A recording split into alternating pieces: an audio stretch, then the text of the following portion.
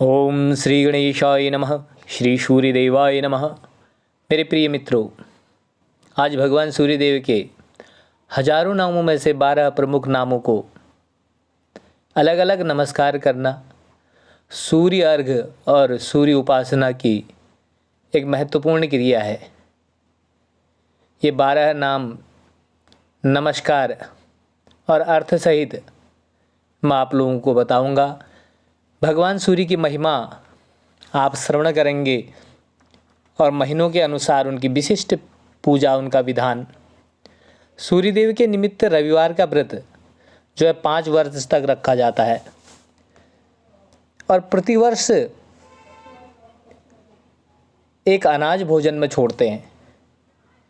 परंतु इससे भी बड़ी विशेषता इस व्रत में यह है कि यह वर्ष के प्रत्येक मास में सूर्यदेव का पूजन उनके अलग अलग नामों से किया जाता है और नाम के अनुरूप ही प्रयोग किया जाता है नैवेद्य का। आप सूर्यदेव की संपूर्ण पूजा तो प्रत्येक मास में सामान्य रूप से करेंगे ही, प्रत्येक मास में ये कार्य अतिरिक्त रूप से किए जाएंगे। हमारे भारतीय नववर्ष का प्रारंभ चैत्र मास से होता है। होलिका दहन के दूसरे दिन से आरंभ हो जाता है चैत्र मास। इस मास के सभी रविवारों को रविदेव का पूजन उनके भानु नाम से किया जाता है। आप मूर्ति अथवा यंत्र तो सूर्यदेव का पूजेंगे ही, परंतु उनके नाम का स्मरण भानु कहकर ही करेंगे। भानु के पूजन में पूड़ियों, घी और अनार का भोग सूर्यदेव को लगाया जाता है। मिठाई के दान का विधान है और व्रत धारक को स्वयं उस दिन दूध पीना चाहिए। आगामी बैसाख मास में मौसम गर्म होकर भूमि तपने लग जाती है। यही कारण है कि बैसाख मास में सूर्यदेव का पूजन आप तपनदेव के नाम से करेंगे। तपनदेव को उड़द की दाल के घी में तले हुए पूड़ों, उड़द की दाल के हलवे और मुनक्कों का भोग लगाया जाता है। इस मास में सूर्यदेव के निमित्त घी और उड़द के दान का विशेष महत्व है बैसाख के महीने में।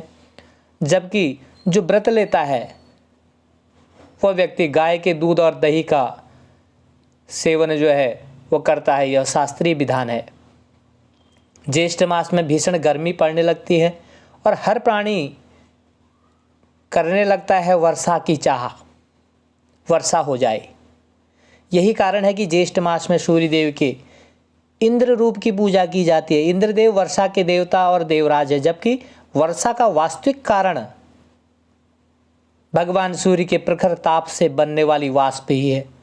यही नहीं, सभी ग्रहों के केंद्र बिंदु और प्रकाश एवं ऊर्जा का एकमात्र स्रोत होने के कारण भगवान सूर्य भास्कर सभी देवों के अधिपति और ईश्वरीय शक्तियों का साक्षात रूप भी है। यही कारण है कि दिवाकर, वरुण, इंद्र, विष्णु, गभास्ते और काल, नियंता अर्थात यमराज आदि भी सूर्यदेव के नाम माने गए हैं।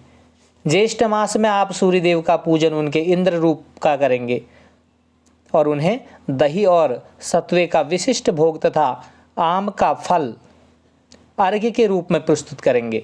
शास्त्रीय विधान के अनुसार इस मास में दही और भात का दान करना चाहिए तथा व्रतधारक को 3 अंजलि जल का प्राशन करना चाहिए। उससे ऊपर नहीं, उससे नीचे नहीं। आषाढ़ मास में सूर्यदेव का पूजन उनके लोक प्रचलित नाम सूर्य से ही किया जाता है। आप प्रसाद के रूप में तो किसी भी वस्तु का भोग लगा सकते, परंतु सूर्यदेव को अर्घ्य चिड़वे का दें तथा अनाजों का दान करें। व्रतधारक को 3 काली मिर्चों का प्राशन करना चाहिए। श्रावण मास में गभस्ती नाम से सूर्यदेव का पूजन किया जाता है। पूड़ी और सत्वे का भोग और फलों का अर्घ्य सूर्यदेव को अर्पित करने तथा तैयार भोज्य पदार्थों का दान करने और व्रतधारक जो व्रत लेता है उसके द्वारा 3 मुट्ठी सत्तू का प्राशन करने का शास्त्रीय विधान है। भाद्रपद मास के रविवारों को आप सूर्यदेव का ध्यान और पूजन यम नाम से करें। घी और चावल का भोग लगाएं, कुष्मांड का अर्घ्य दें, भोजन का दान करें तथा स्वयं गौमूत्र प्राशन करें।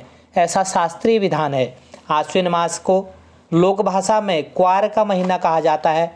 पितृपक्ष के इस मास में सूर्यदेव कन्या राशि में प्रवेश करते हैं।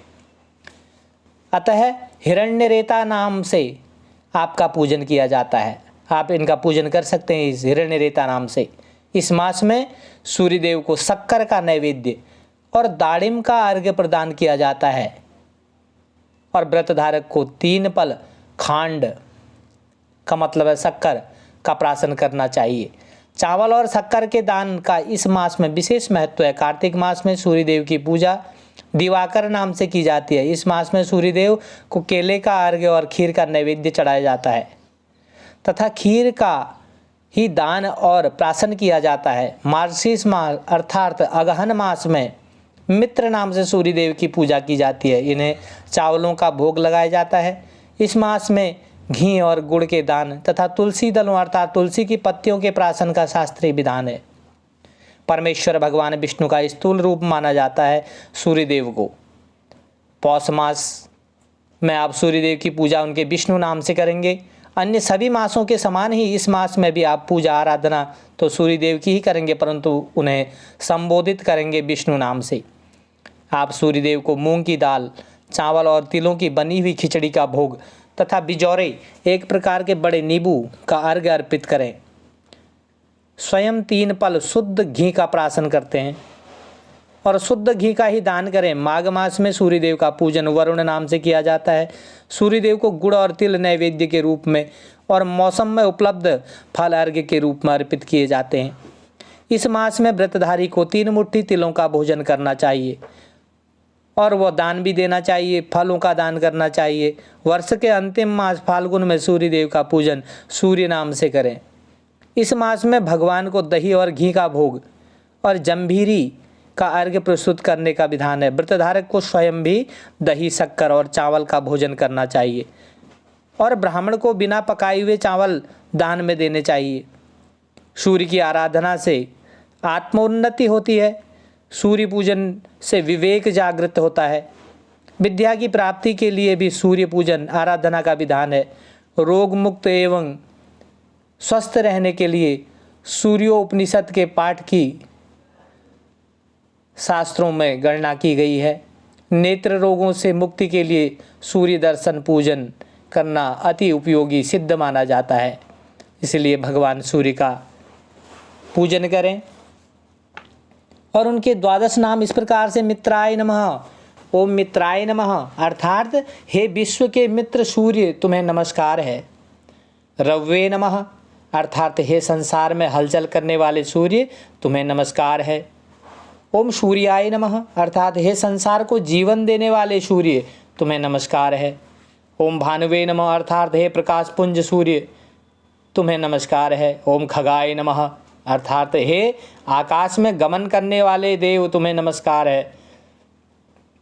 ओम पूषणे नमः अर्थात हे संसार के पोषक तुम्हें नमस्कार है। ओम हिरण्यगर्भाय नमः अर्थात हे ज्योतिर्मय तुम्हें नमस्कार है। ओम मरीचये नमः अर्थात हे किरणों के स्वामी तुम्हें नमस्कार है। ओम आदित्याय नमः अर्थात हे संसार के रक्षक तुम्हें नमस्कार है। ओम सवित्रे नमः अर्थात हे विश्व को उत्पन्न करने वाले सूर्यदेव तुम्हें नमस्कार है। ओम अर्काय नमः अर्थात हे पवित्रता के शोधक तुम्हें नमस्कार है। ओम भास्कराय नमः अर्थात हे प्रकाश के करने वाले तुम्हें नमस्कार है।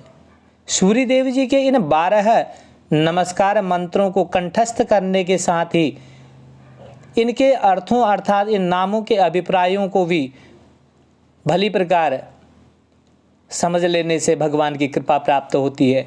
इन सभी नामों के अभिप्राय समझ लेने पर आपको सूर्यदेव के स्वरूपों की झांकी मन मंदिर में बसाने में आसानी तो रहेगी ही।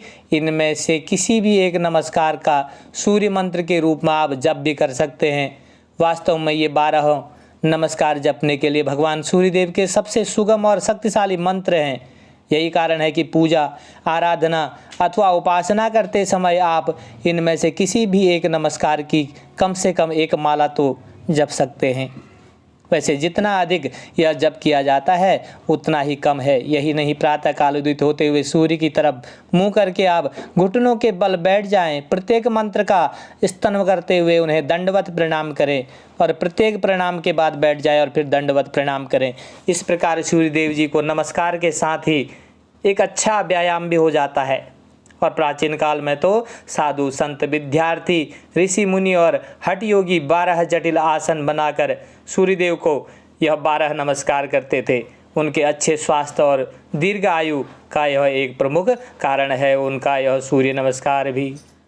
बोलो सूर्य भगवान की जय, रविदेव भगवान की जय। इस प्रकार रविवार व्रत की कथा है कि एक बुढ़िया थी, उसका नियम था कि प्रति रविवार को सवेरे ही स्नान आदि का करके घर को गोबर से लीप कर फिर भोजन तैयार कर भगवान को भोग लगा स्वयं भोजन करती थी। ऐसा व्रत करने से उसका घर अनेक प्रकार के धन धान्य से परिपूर्ण था। श्री हरि कृपा से घर में किसी प्रकार का विघ्न या दुख नहीं था, सब प्रकार के से घर में आनंद रहता था। इस तरह कुछ दिन बीत जाने पर उसकी एक पड़ोसिन जिसकी गौ का गोबर वह लाया करती थी विचार करने लगी, यह वृद्धा सर्वदा मेरी गौ का गोबर ले जाती है, इसलिए अपनी गौ को अपने घर के भीतर बांधने लग गई। इस कारण बुढ़िया गोबर न मिलने से रविवार के दिन अपने घर को न लीप सकी। तब उसने न तो भोजन बनाया और न भगवान को भोग लगाया तथा स्वयं भी उसने भोजन नहीं किया। इस प्रकार उसे निराहार व्रत की रात्रि हो गई। वह भूखी प्यासी सो गई। रात्रि में भगवान ने उसे स्वप्न दिया और भोजन न बनाने तथा भोग न लगाने का भेद पूछा। वृद्धा ने गोबर न मिलने के कारण सुनाया। तब भगवान ने कहा कि माता, हम तुमको ऐसी गौ देते हैं जिससे सभी इच्छाएं पूर्ण होती हैं, क्योंकि तुम हमेशा रविवार को गौ के गोबर से लीप कर भोजन बनाकर मेरा भोग लगाकर खुद भोजन करती हो।